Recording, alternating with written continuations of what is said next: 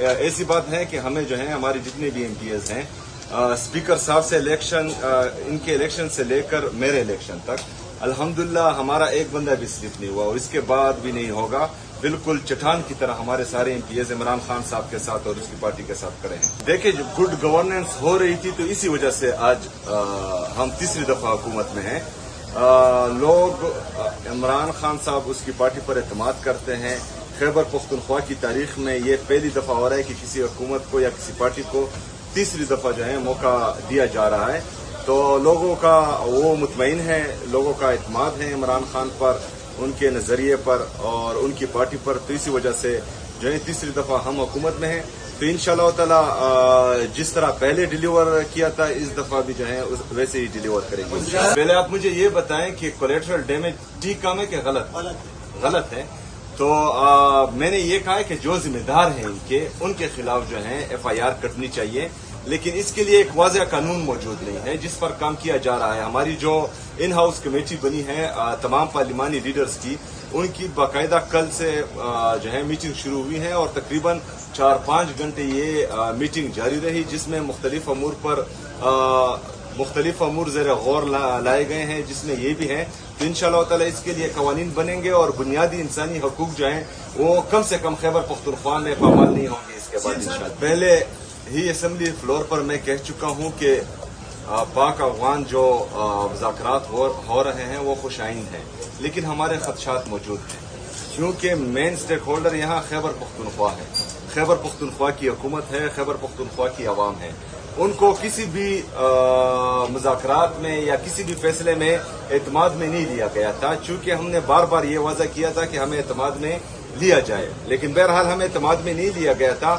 ابھی اگر آپ دیکھیں تو یہ کل سے یہ باتیں چل رہی ہے تو دبے الفاظ میں جو ہے رشیا اور چائنا کی دھمکی بھی آ چکی ہے.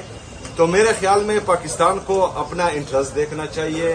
کوئی بھی ملک کسی کا سگا نہیں ہوتا, ہر ملک کے اپنے اپنے انٹرسٹ ہوتے ہیں, اس کے مطابق جو ہے دشمنی اور دوستی کی جاتی ہے. افغانستان میں ہمارا کوئی انٹرسٹ ایسا ہے ہی نہیں جس سے پاکستان کو سب سے زیادہ فائدہ ہو یا اس سے زیادہ فائدہ ہو.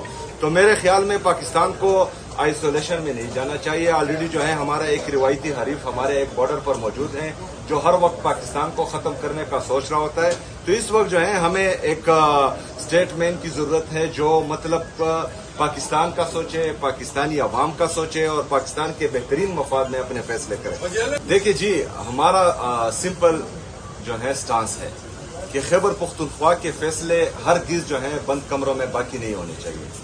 یہ ہماری عوام کا مستقبل ہے, یہ ہماری خیبر پختونخوا کے غیور عوام کا, جنہوں نے اس دہشت گردی کے جنگ میں 80,000 سے زیادہ شہادتیں دی ہیں, جن کے سیکیورٹی فورسز شہید ہوئے ہیں, ہماری پولیس شہید ہوئی ہے, ہمارے فوجی جوان شہید ہوئے ہیں. اس میں جو ہے کم سے کم ہمیں اعتماد میں لیے بغیر اگر بند کمروں کے فیصلے یہاں امپلیمنٹ ہوں گے جس پر نہ عوام کا اعتماد ہوگا اور نہ ہی یہاں کی حکومت کا, تو یہ جنگ کوئی بھی نہیں جیت سکتا. تو ہم چاہ رہے یہ ہیں کہ ایک بندہ آتا ہے, اس کا ایک فارمولا ہوتا ہے, وہ ان کو جو ہے مجاہدین اور ہیرو بناتا ہے. دوسرا بندہ آتا ہے وہ وہاں یہاں پر آپریشنز کرتا ہے. تیسرا بندہ آتا ہے یہاں پر جو ہے ان کو دوبارہ آباد کرنے کا سوچتا ہے. چوتھا بندہ آتا ہے وہ دوبارہ آپریشنز کرتا ہے. تو یہ لیبارٹری نہیں ہے, یہ ہمارا صوبہ ہے. یہاں پر جو ہے ایرے غیرے نہیں رہتے, یہاں پر غیور پختون رہتے ہیں جو پاکستان کے ساتھ مخلص ہیں, محب الوطن پاکستانی ہیں. تو ان کو بھیڑ بکریوں کی طرح نہ ٹریٹ کیا جائے اور نہ ہی اسے تجربہ گاہ بنایا جائے کہ ہر بندہ آئے گا اور اپنا تجربہ کر کے چلا جائے گا.